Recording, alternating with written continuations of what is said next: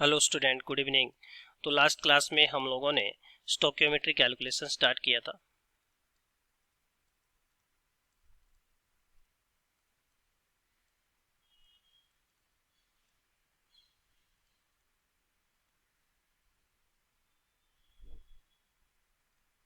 और इस वीडियो में हम देखने वाले हैं कि जब अपने को एक से ज़्यादा रिएक्टेंट गिवन होते हैं तो हम किस तरह से मोल या मास कैलकुलेट करते हैं। तो फर्स्ट केस हम लोगों ने कंप्लीट कर लिया था। केस नंबर सेकेंड, तो केस सेकेंड में क्या होगा? More than one reactant is given, more than one reactant is given. जब अपने को एक से ज़्यादा रिएक्टेंट गिवन होता है और मास और mole of one reactant is given.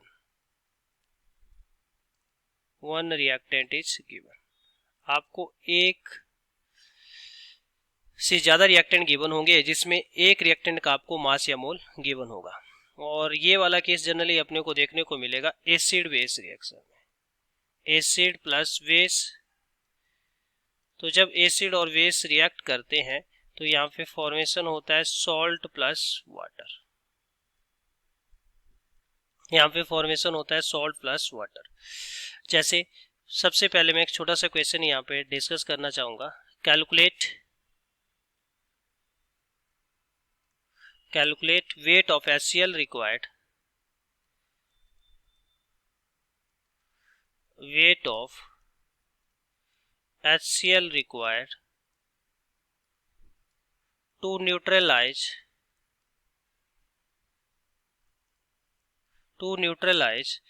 80 gram of NaOH, 80 gram of NaOH। तो सबसे पहले जो भी आपको गिवन है, एसिड बेस जो भी गिवन है, सबसे पहला काम क्या है? अपना इक्वेशन बनाना। तो चलिए सबसे पहले इक्वेशन बनाते हैं। HCl प्लस NaOH गिव, क्या बन जाएगा यहाँ पे? NaCl plus water.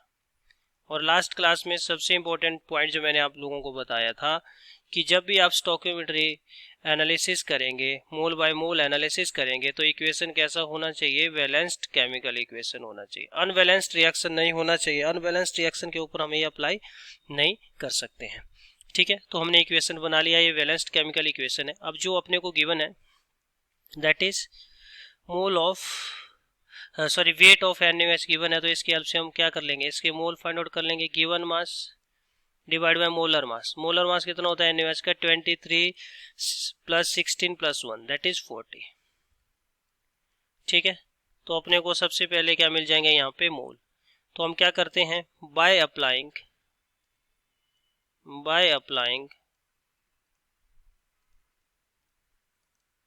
Mole by mole analysis,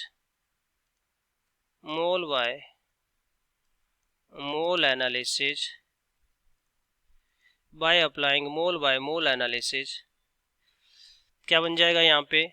mole of HCl divided by stoichiometric coefficient, mole of NaOH divided by stoichiometric coefficient. ठीक है, तो यहाँ से मैं क्या बोल सकता हूँ? Mole of NaOH is equal to mole of HCl that is 2। ठीक है, क्योंकि दोनों का स्टोकियोमेट्रिक कोएफिशिएंट 1 है, तो जितने मोल अपने NaOH के आए थे उतने ही मोल अपने किसके हो जाएंगे? उतने ही मोल अपने HCl के हो जाएंगे। ठीक है, तो मोल पता चल गया, तो वेट फाइंड आउट करना है। Therefore weight of HCl is equal to mole of HCl into molar mass of HCl।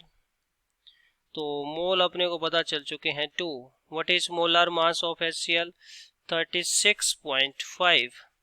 तो इसको अगर मैं ऐड करूं तो this is 5 to the 10, this is 73 ग्राम। तो ये कितना आ चुका है मेरे पास? 73 ग्राम।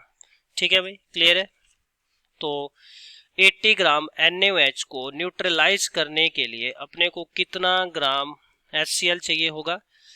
कितना ग्राम HCl चाहिए होगा अपने को? ये चाहिए होगा 73 ग्राम ऑफ HCl। चलिए नेक्स्ट क्वेश्चन यहाँ पे डिस्कस करते हैं। एक और प्रॉब्लम लेते हैं यहाँ पे। Calculate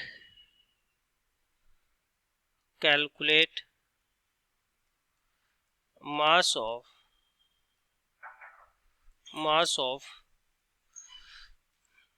H2SO4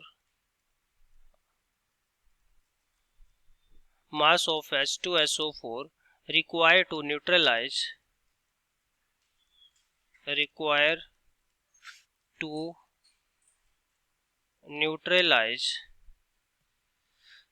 11.2 gram of KOH।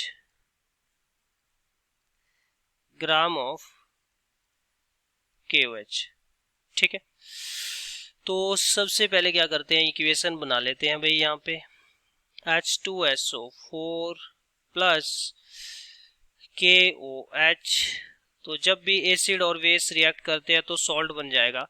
तो K प्लस ये माइनस ये प्लस, कुछ नहीं होगा, डिस्प्लेसमेंट रिएक्शन हो जाएगा। SO4 के ऊपर 2 माइनस चार्ज, तो यहाँ पे K को अपने को क्या लेना पड़ेगा, 2 लेना पड़ेगा। तो ये क्या बन जाएगा आपके पास, पोटासियम सल्फेट प्लस H2O। ठीक है, रिएक्शन को बैलेंस कर लीजिए, दिस इज 2H2O। तो ये जो रिएक्शन हो चुकी है, this is balanced chemical equation. तो ये कैसा रिएक्शन है, बैलेंस्ड केमिकल इक्वेशन। अब अपने को क्या गिवन है, 11.2 ग्राम ऑफ KOH।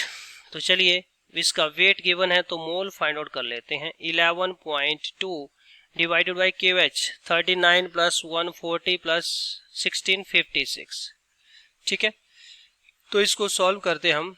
1156 इंटू 10, तो ये कितना आ गया मेरे पास, दिस इज 2/10, दैट इज 1/5। तो मोल ऑफ KOH आ गए मेरे पास 1/5 आ गए मेरे पास। तो अब मैं क्या करता हूँ, मोल बाय मोल एनालिसिस करता हूँ। तो बाय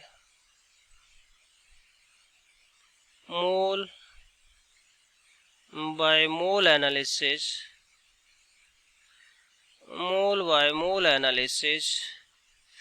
तो मोल बाय मोल एनालिसिस जब हम करेंगे यहाँ पे, तो क्या बन जाएगा मेरे पास, मोल ऑफ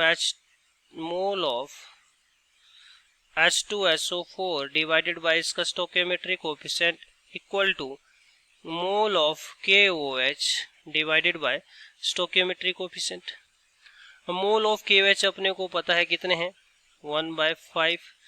तो यहाँ से मेरे पास मोल ऑफ H2SO4 आ जाएंगे कितना, that is 1 divide by 5 into 2 which is equal to 1/10।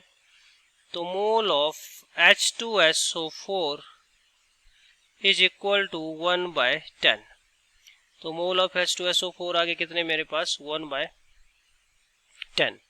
अगर मेरे को मोल पता चल गए तो फिर मुझे क्या फाइंड आउट करना है, weight of H2SO4 is equal to mole into molar mass. Mole आ चुके हैं मेरे पास 1/10, molar mass of H2SO4 is 98, तो ये कितना आ गया, 9.8 ग्राम। तो therefore weight of H2SO4 is equal to 9.8 gram. तो ये कितना आ जाएगा अपने पास, 9.8 ग्राम। ठीक है, क्लियर है भाई। तो ये बहुत इजी है, बस आप थोड़ा सा कॉन्सेप्ट वाइज चलिए, तो इसमें कोई भी प्रॉब्लम ज़्यादा डिफिकल्ट नहीं है। एक और प्रॉब्लम देखते हैं यहाँ पे कैलकुलेट करके। Calculate mass of oxygen required, calculate mass of oxygen required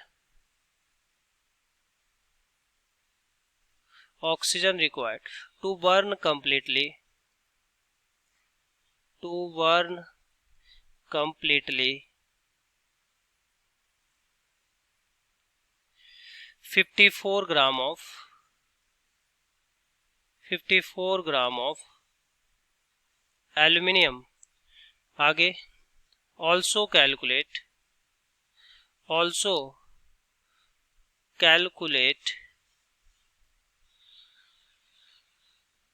weight of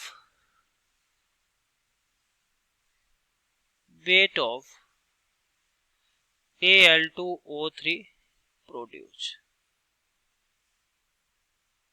ठीक है, अच्छा क्वेश्चन है। चलिए एक बार बैलेंस कर लेते हैं इक्वेशन को। तो Al प्लस O2, जब हम एल्यूमिनियम का कंबस्शन कराते हैं तो यहाँ पे क्या बन जाता है, Al2O3 एल्यूमिना। इसको बैलेंस कर लीजिए, 3 2 6, तो ये ऑक्सीजन आ जाएंगे अपने पास 3। तो जब भी अपने को स्टोकियोमेट्री अप्लाई करना है तो equation should be balanced chemical equation. अब जो अपने को गिवन है उसके हेल्प से क्या करते हैं, मोल फाइंड आउट कर लेते हैं।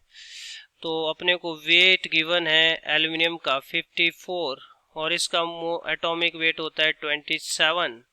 तो मोल आ गए मेरे पास एल्यूमिनियम के 2।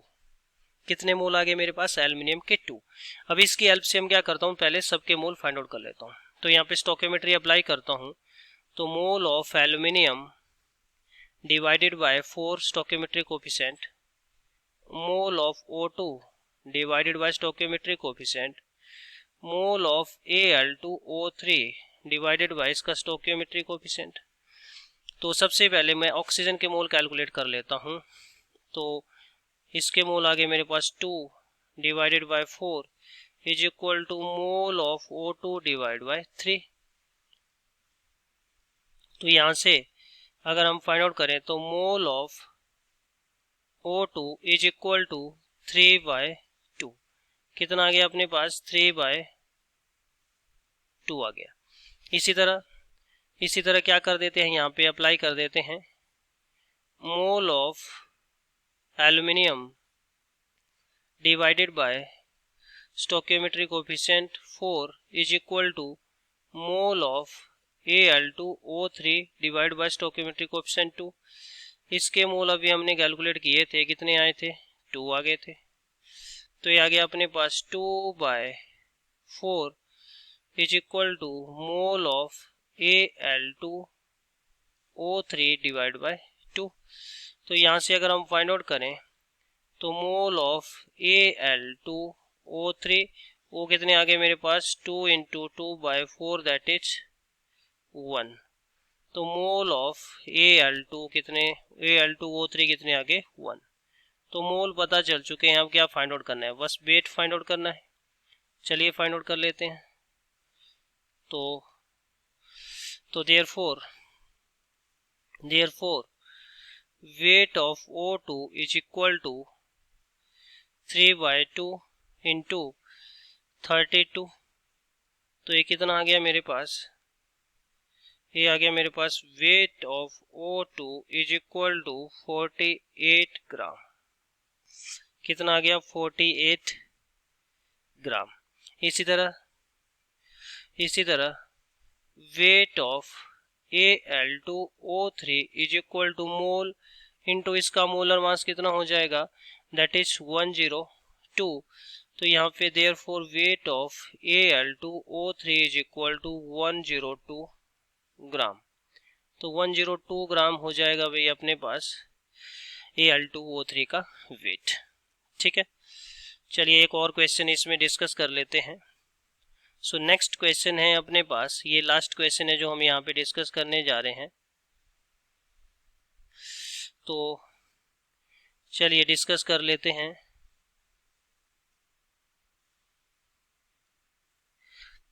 तो ये क्वेश्चन हम यहाँ पे डिस्कस कर लेते हैं। Calculate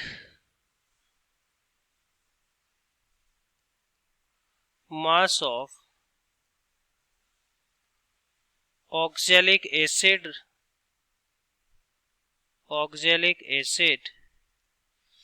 that is H2C2O4 which is required to react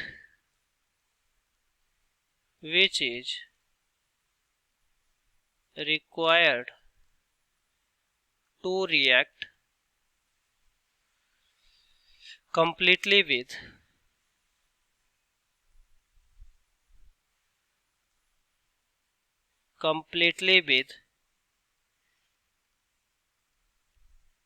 31.6 gram of KMnO4। ठीक है, तो चलो मैं इक्वेशन बैलेंस करता हूं पहले। KMnO4 plus H2C2O4 give MnO plus K2O plus CO2 plus water. ठीक है, तो इस इक्वेशन को बैलेंस कर लेते हैं, तो ये आ जाएगा अपने पास 2, जिसका n फैक्टर होता है, क्रॉस मल्टीप्लाई करेंगे ये आ जाएगा 5, तो ये आ जाएगा अपने पास 2, ये बैलेंस है पोटासियम, ये आ जाएगा अपने पास 10 और ये आ जाएगा अपने पास 5। तो calculate mass of oxalic acid which is required to react complete with 36 gram of KMnO4। तो सबसे पहले मैं क्या कर लेता हूँ, mole of KMnO4 find out कर लेता हूँ। तो 31.6 डिवाइडेड बाय 158 जो इसका मोलर मास होता है, इसको जब हम कैंसिल करते हैं तो इसे अप्रोक्सीमेट 1/5 आ जाएगा। अब इसकी हेल्प से हम क्या करेंगे, यहाँ पे मोल बाय मोल एनालिसिस करते हैं। तो mole of KMnO4 divided by stoichiometry coefficient mole of oxalic acid divided by stoichiometry coefficient। तो मोल ऑफ ऑक्जेलिक एसिड कितना है आपके पास, मोल ऑफ ऑक्जेलिक एसिड कितना है अपने पास, ये आ गया अपने पास, sorry mole of oxalic acid तो अपने को फाइंड आउट करना है। तो मोल ऑफ KMnO4 आ गया मेरे पास 1/5। तो यहाँ पे अगर हम मोल of oxalic acid find out करते हैं तो ये कितना आ जाएगा मेरे पास 5 डिवाइडेड बाय 10। ठीक है, 5 डिवाइडेड बाय 10 और ये आ चुका है मेरे पास 1/2। तो mole of oxalic acid is equal to 1/2। अब अगर मुझे मोल पता चल गए हैं तो मास तो हम फाइंड आउट कर लेंगे।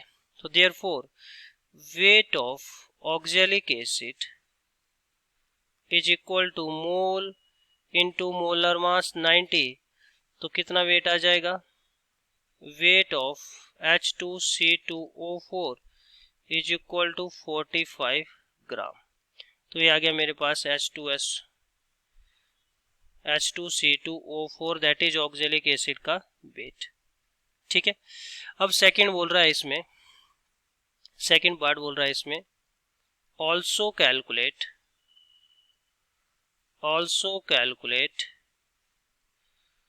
वॉल्यूम ऑफ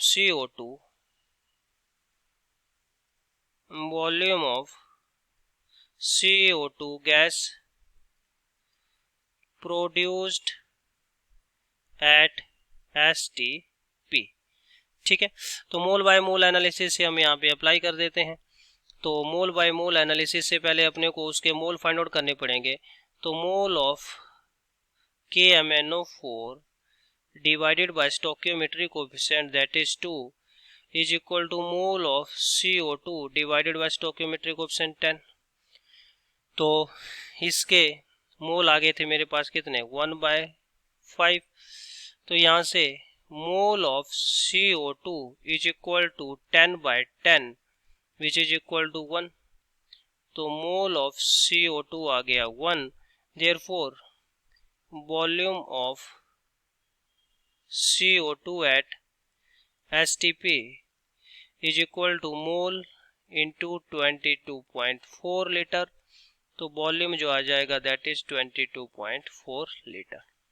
ठीक है, तो भाई आज हमने स्टोकियोमेट्री बाय स्टोकियोमेट्री एनालिसिस में सेकंड केस डिस्कस किया। नेक्स्ट केस में हम लिमिटिंग रीजेंट को डिस्कस करेंगे। ठीक है, थैंक यू।